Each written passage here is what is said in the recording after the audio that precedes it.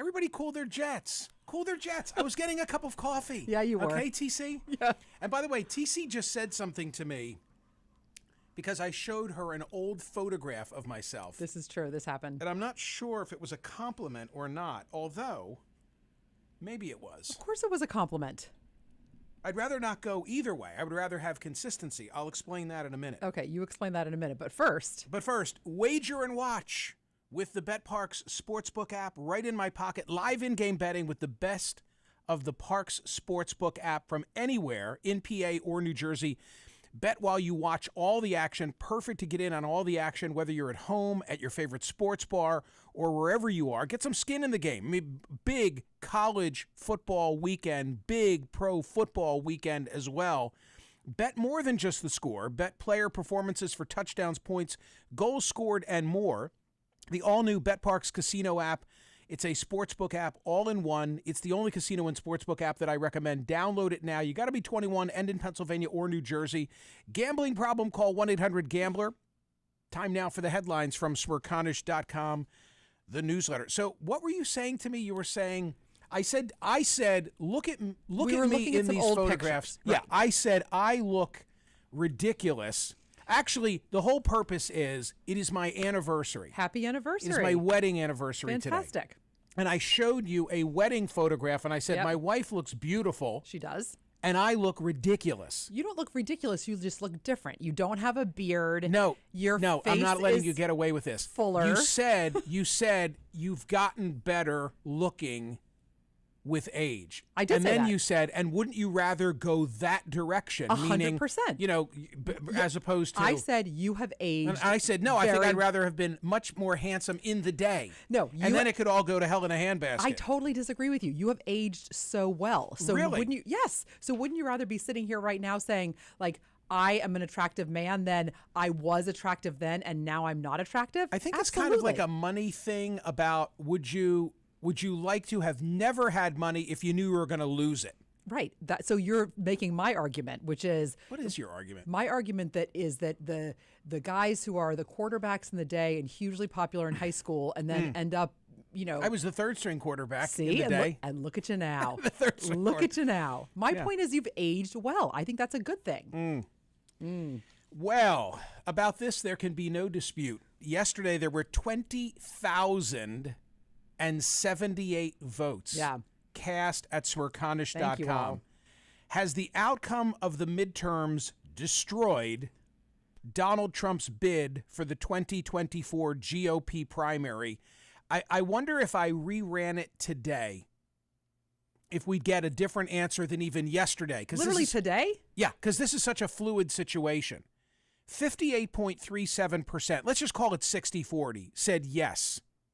Meaning 40% yesterday said the midterm outcome did not destroy Trump. And the reason that I brought it up yesterday is that I was addressing the fact that you had the New York Post, Rupert Murdoch publication, you had the Washington Examiner, you had a number of different conservative outlets.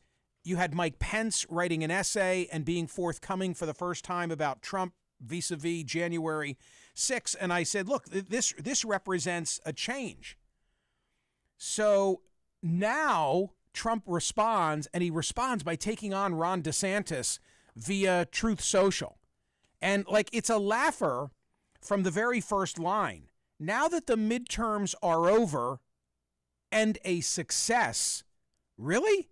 The House has yet to be called for Republicans. I think eventually it will. I'm increasingly of the opinion that Democrats are going to hold the Senate because as I look at the chyrons, it says 49-48 for the R's with Arizona, Nevada, and Georgia outstanding. Georgia's going to a runoff on December 6th. Put that off to the side.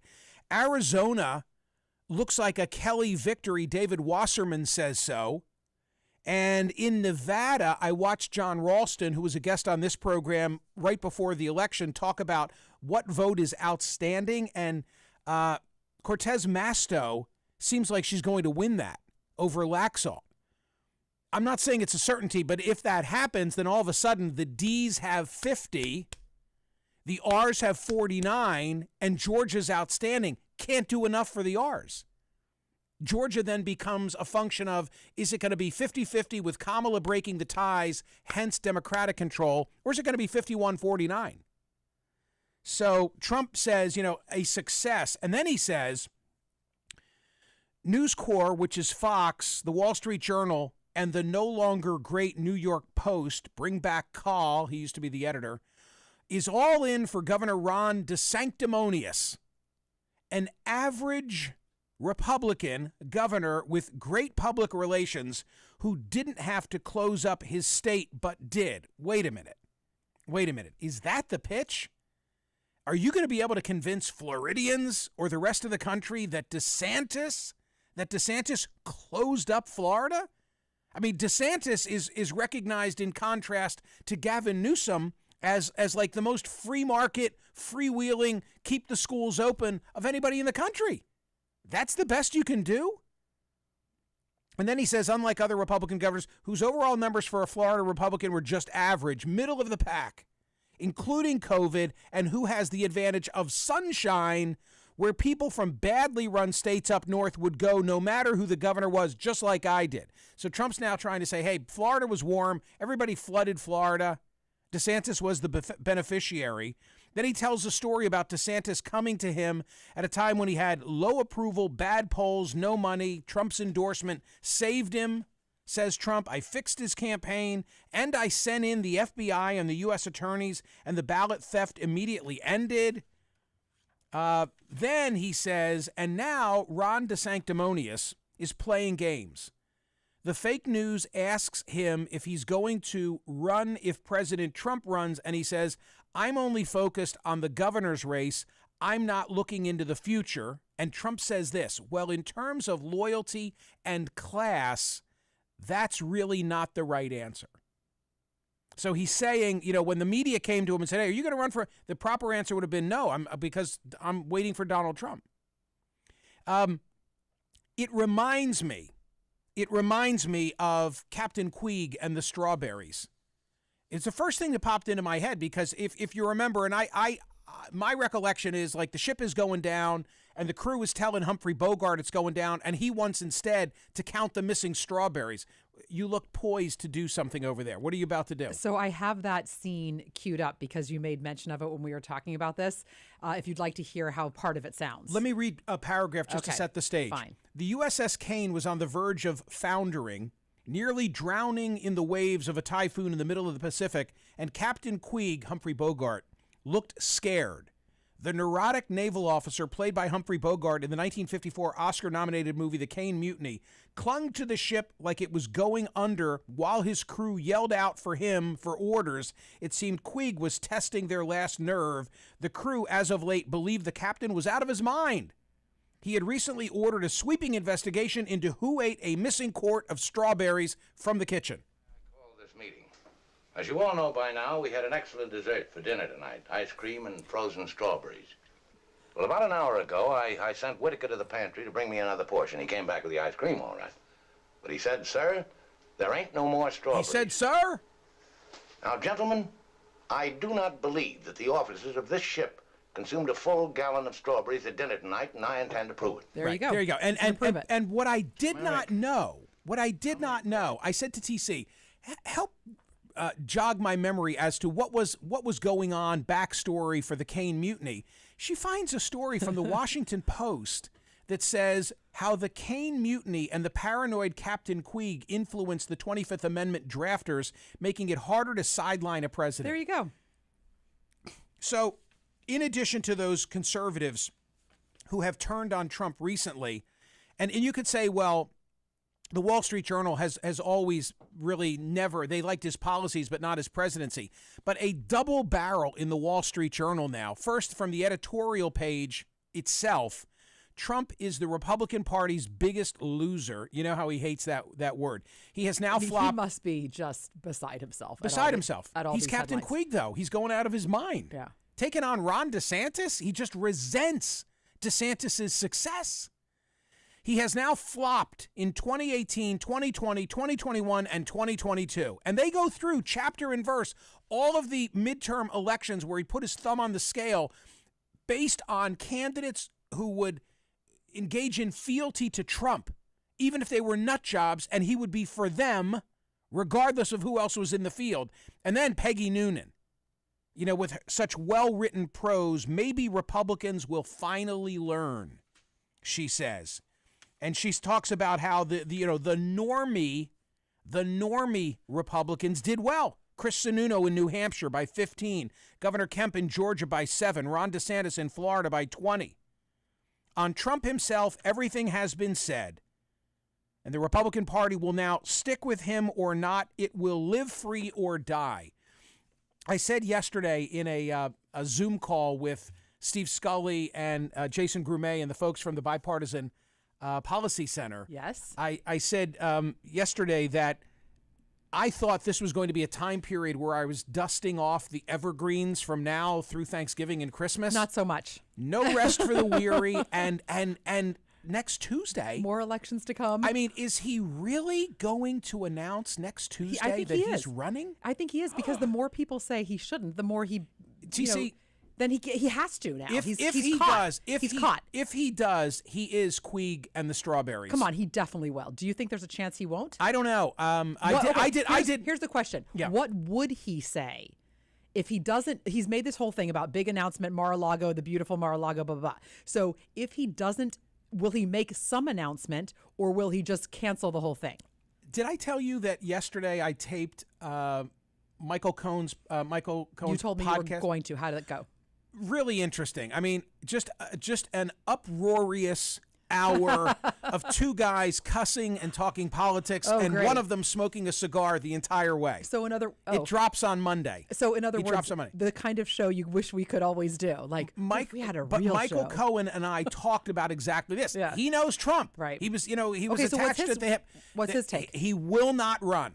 He Whoa. will not run. But will he announce on Tuesday? That he will announce something. What? Something just to keep everybody watching. What? I don't know. I'm making a pack, like I some said, kind of money thing?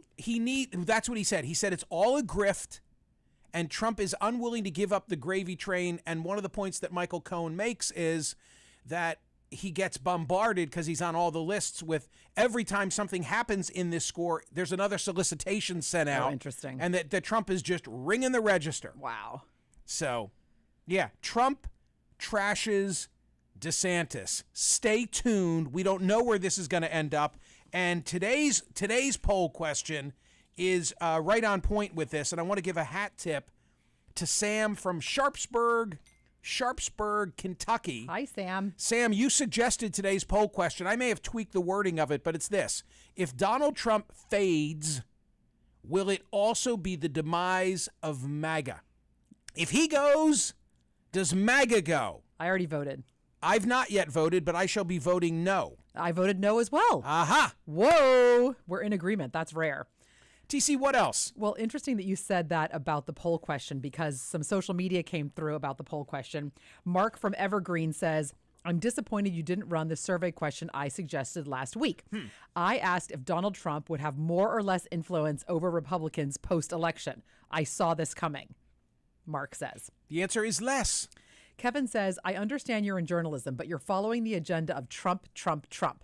Trust me, the vast majority of conservatives don't support Trump anymore. We're sick of extremism from both sides. The hysteria about Donald's going to do this or going to do that doesn't matter anymore. Okay, but respectfully, all I've just done is lay out for you the leading conservative thinkers and how they've abandoned him. I've made your point for you.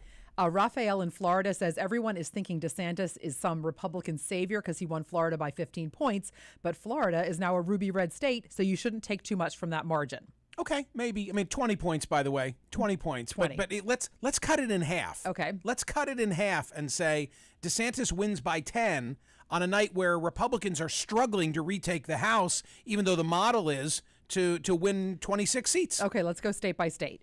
Wisconsin, Valerie says, I said it before and I'll say it again. If Liz Cheney runs for the Republican nomination for president, I'll switch my party affiliation to vote in the primary. She could never get traction in the primaries.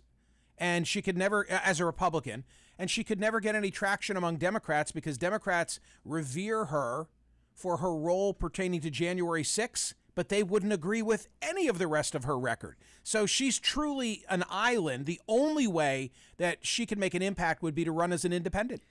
From Wisconsin to Georgia, the talkative says splitting tickets. Last Saturday, Smerconish was discussing how voters do not hesitate to vote one way in a race and then the opposite way in another. We all thought that would happen in Ohio for Tim Ryan, but it's happening in Georgia instead.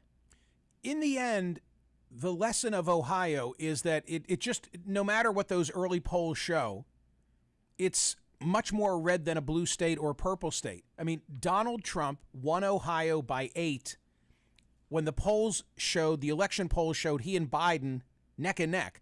Same thing just happened with Vance and Ryan. Neck and neck, neck and neck, neck and neck. 7 or 8 point margin was the final outcome. You want to see ticket splitting? You could take a look at Pennsylvania where Mastriano went down by 12. Yep. And Fetterman ends up winning by 2.5 or thereabout. So there's a big gap there.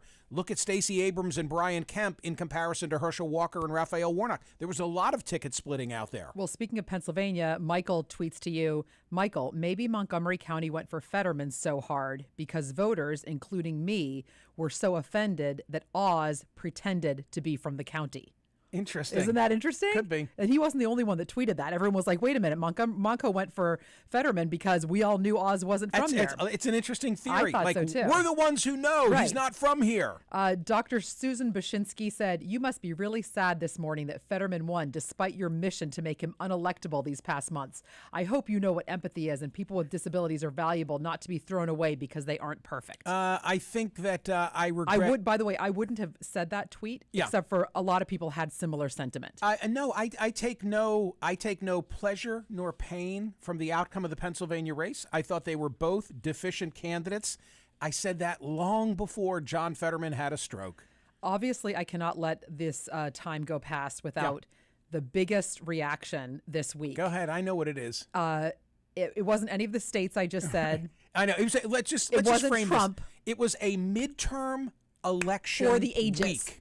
A midterm for the ages. Yeah, we've never had a midterm like this. I know they all lie like that. We've never had an election as important. Right. This was a midterm unlike any other. So just set that stage, and yet, Squirrelgate. Squirrelgate, and the what was so fantastic about the tweets that came in about this is that they were so varied.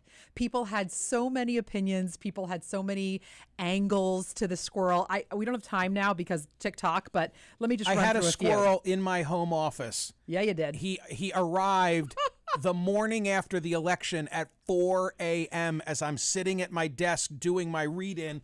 And I look, and he is right there, fangs bared, claws clenching the wall. And it was therefore, ugly. Michael grabbed his computer and his phone, ran out of his office, closing the door, leaving the squirrel inside. True. Arrived in the studio undone. Yes. Undone. And my bride of many, many years then went in and opened the door. Thank God for her. Someone had to deal. All right. So I don't even know where to start. 00 Critical says, now to complete my life. Go to Diesel's next speech and scream squirrel and run out.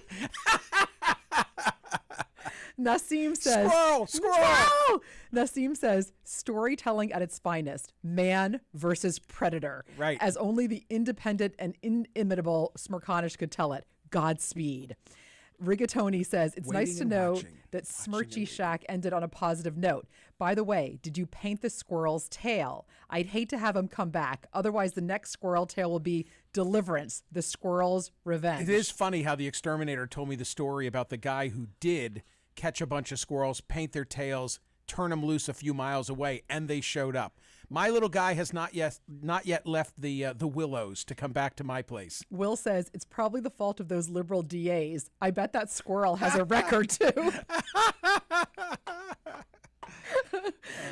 Many people join Jas Queeg and says this is so Caddyshack. It is. LJ wants to know why. I'm Carl the greenskeeper. LJ wants to know why you didn't transport your little buddy in your Tesla, as opposed to I put him in the back truck. of the truck. Right. Mitchell says we haven't seen this much drama around a rescue since they got baby Jessica out of the well. Swing Trader says he's just waiting for you to fall asleep. That's when he'll strike. And finally, Kevin says, he was in that room with me. Michael grabs his wallet because there's a squirrel in his office. Did the squirrel have a criminal record? Yeah. Oh, my gosh. Oh, and then Jane says, can you believe such a small animal inspires such fear? And Michael, theater might be a career for you if this media thing loses its luster. What a spooky intonation. That's when you're like, the smoke is billowing, and you're like, waiting and watching. And watching. And waiting. And the smoke. Yeah. So Fun anyway, stuff. people had a lot of opinions about the squirrel. Larry David, the life continues. Keep us posted. We just want to know if your little baby squirrel is safe. Ladies and gentlemen, listen to TC After Dark at some point this weekend, please. Happy Medium. That's what it's about. A Medium- place called Happy Medium. A medium like a soothsayer? No, a medium like what art medium do you use? What medium do you use to create art? Happy What? Medium. What are you talking about? I don't even know what that means. It's about a Like visit. paper mache? Yeah. Or Oh, paint really? or collage. Yes, Oh. that's exactly what Oh. it's about. Oh, Yeah. okay, I like that. It's about a visit to an art cafe, but about so much more. Very intriguing. Yes. Very intriguing. Exactly. Okay, TC After Dark. Yes. I will be on YouTube Live at 7:30 tomorrow morning. Yes. And then on CNN at 9 a.m. Philly time. And then back here Join us all. next Monday. Please go vote at Smerconish.com. If Donald Trump fades, will it also be the demise of MAGA? See ya.